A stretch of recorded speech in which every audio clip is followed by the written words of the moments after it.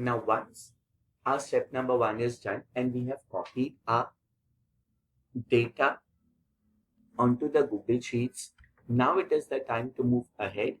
And you remember we have left 10 rows ahead of it. Now why? Because I require to insert these three titles over there: income, expense and balance. So I have already inserted income, expense and balance.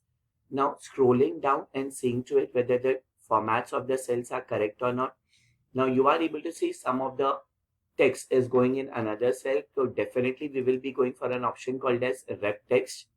Now it's proper. Now first, income. So basically, what is income? It is nothing but the credits that a bank statement shows us. So in order to insert a formula in the lower grades also, we have use equal to sign. So as soon as I use equal to sign, it indicates that I will be inserting a formula over here.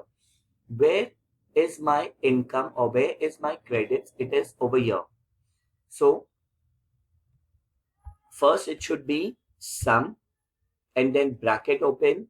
Select the cell until the place where you are able to see the credit. Just move your cursor down and then close the bracket in order to see whether the credits are there or not. Yes. So it is income is clearly over here. Now expense is nothing but the amount that I have already spent from my account. So it is nothing but over here it is shown with the help of a technical term, that is debit. Again, with the help of equal to sign, I'll be making use of sum again. And then debit is given on D12. So D12, shift and down arrow. Till the time we reaches to the last cell, yes. Now bracket close.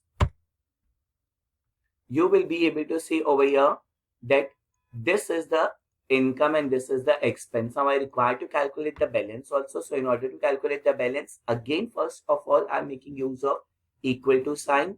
I'll be selecting income minus expense will give me the remaining amount.